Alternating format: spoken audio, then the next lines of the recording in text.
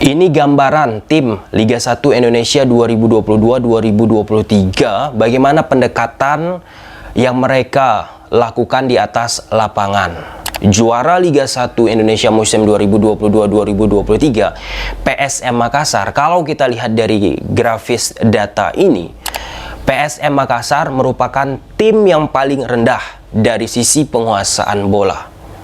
Ini sungguh unik, karena dari sejak awal kompetisi Liga 1 sampai berakhir kompetisi Liga 1, aku sudah memberikan sebuah narasi lah kepada PSM ini bahwa ada anomali yang dimiliki oleh PSM Makassar yang bisa juara tapi nggak harus banyak menguasai bola. Nah, di video ini kita akan membahas grafis yang ditampilkan oleh lapangbola.com tersebut.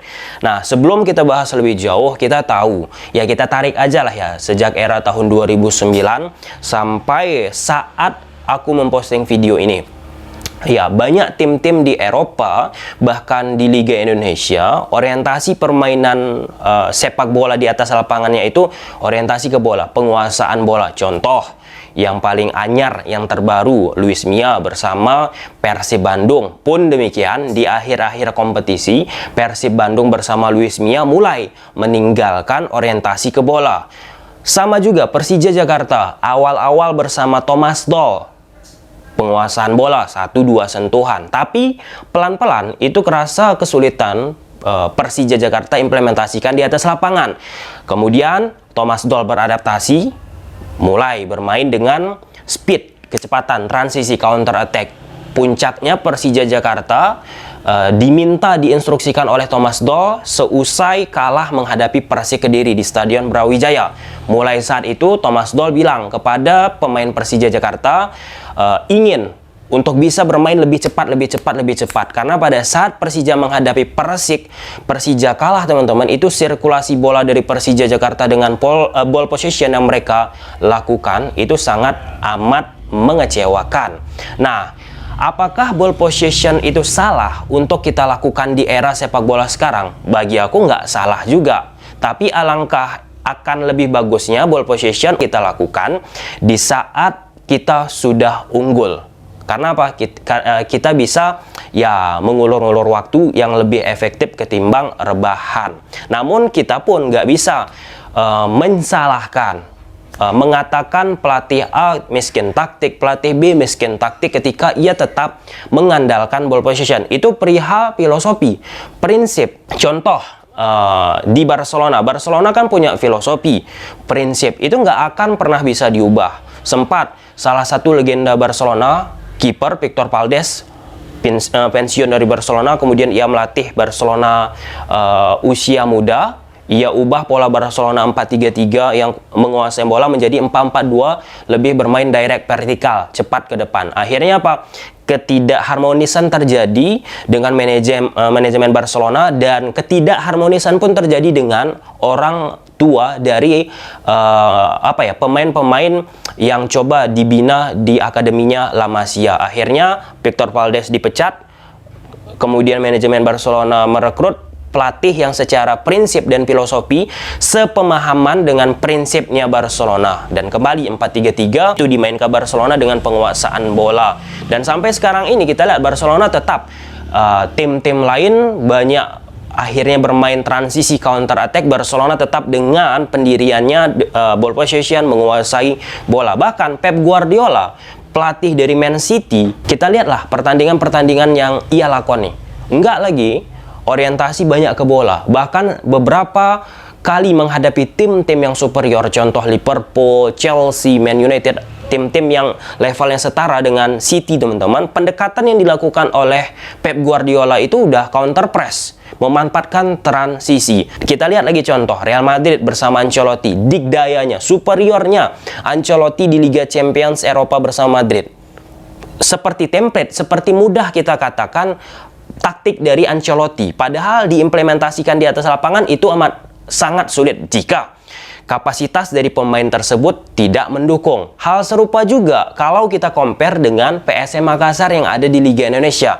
Kita seakan-akan mengatakan PSM Makassar bermain menunggu-menunggu di daerah permainan mereka. Biarkan saja pemain ataupun tim-tim lawan masuk ke daerah permainan PSM Makassar. Kemudian pada saat itu bola coba direbut oleh pemain PSM Makassar, dilakukan transisi. Itu kan seperti mudah kita katakan, tetapi nggak seperti itu. Ada aspek-aspek yang harus dipenuhi. Salah satunya pemain, yang kedua karakteristik. Kenapa?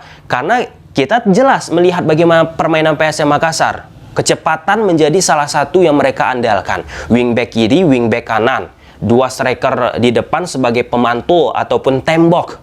Tembok dia beri ke sektor sayap kiri ataupun sayap kanan yang melakukan pergerakan yang kencang dari kecepatan yang mereka miliki. Apakah karakteristik permainan seperti PSM Makassar itu diterapkan ke Persib Bandung akan bisa berjalan sempurna dengan komposisi tim yang dimiliki oleh Persib Bandung sekarang? Tentu akan amat sangat sulit. Persib Bandung tidak memiliki penuh ya kecepatan pemain yang mereka miliki di setiap pos. Kita lihat PSM Makassar, lini depan Ramadan Sananta, lihat kecepatan. Everton William Fluim sebagai tembok, ya kecepatan nggak terlalu diperlukan, tetapi skill-skillnya untuk keluar dari ruang sesak defense lawan itu sangat amat dibutuhkan. Wingback kiri PSM Makassar cepat, wingback kanan PSM Makassar cepat, pemain tengah PSM Makassar cepat.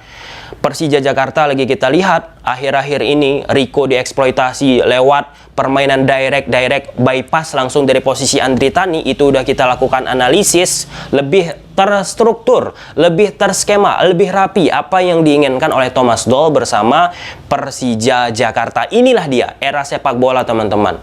2009-an Barcelona bersama Pep Guardiola melahirkan banyak yang menonton, banyak yang menyukai ball position. Pelan-pelan Barcelona mulai mengalami penurunan, lahirlah Jurgen Klopp bersama Liverpool dengan counter press-nya, dari bertahan, cepat rebut bola, kemudian cepat juga menghasilkan sebuah peluang. Sampai akhir-akhir ini counter press ataupun permainan transisi sangat menjadi andalan tim-tim untuk bisa menciptakan gol, menciptakan peluang, bahkan menjadi salah satu strategi untuk bisa bersaing di liga domestik tersebut. Dan pertanyaannya, PSM Makassar, Liga Indonesia. Liga Indonesia, PSM Makassar tim yang paling rendah penguasaan bola.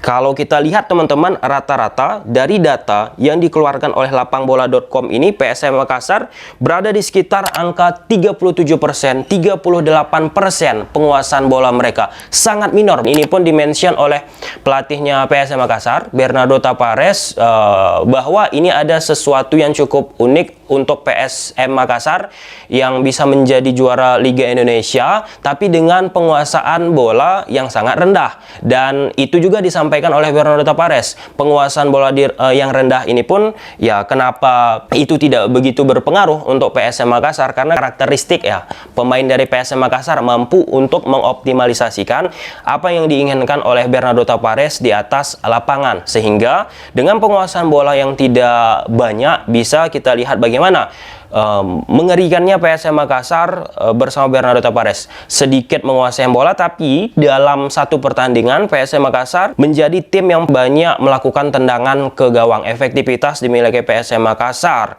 Di samping itu Bayangkara FC menjadi tim yang tertinggi ya. Persita Tangerang tim yang paling banyak menguasai bola. Kan ini menjadi sebuah diskursus juga kan. Cukup menarik bagaimana kedepannya pendekatan-pendekatan yang dilakukan oleh tim-tim yang ada di belahan dunia, terkhusus tim-tim yang ada di Liga Indonesia. Pendekatan yang akan beralihkah ke transisi cepat pada akhirnya nanti, karena kita pun harus mengakui liga kita ini kan liga yang suka lari.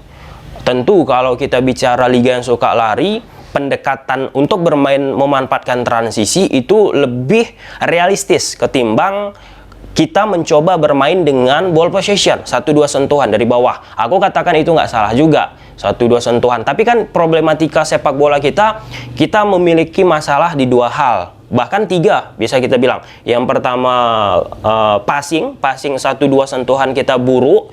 Yang kedua kontrol, kita beri passing ke rekan kita, tapi kontrol bolanya nggak mumpuni. Yang ketiga, pemahaman taktikal. Dengan bermain lebih gampang lah ya, quote and quote-nya dalam tanda petik, teman-teman, memanfaatkan transisi dari bertahan ke menyerang itu tidak perlu terlalu dalam untuk dipahami oleh pemain-pemain kita dari sisi teknis apa yang harus dia lakukan di atas lapangan.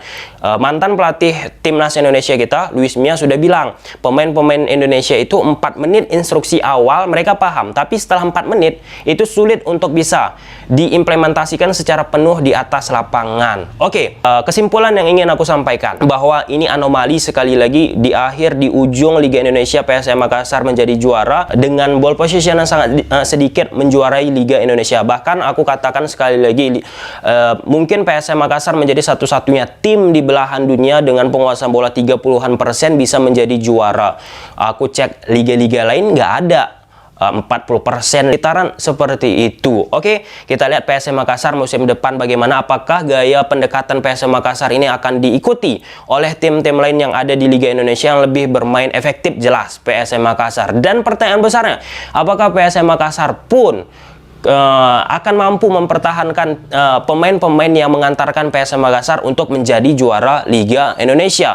Karena bukan tidak mungkin jika peralihan ataupun pergantian pemain dari lini belakang lah, lini tengah lah, lini depan, kemudian pemain tersebut nggak bisa dipertahankan, ya tentu perubahan ataupun pendekatan PSM Makassar di musim depan pun bisa akan berubah. Karena aku selalu ingat apa yang disampaikan Bernardo Tavares, karakteristik pemain itu sangat penting untuk bisa memberikan sentuhan, memberikan warna di atas lapangan. Oke, kita lihat ke depannya sampai bagaimana PSM Makassar dan tim-tim lainnya. Apa yang aku sampaikan ini juga udah aku sampaikan di workshop yang aku hadiri yang digagas oleh Persija Jakarta. Oke, sampai sini aja video teman-teman. Semoga teman-teman suka. Bye.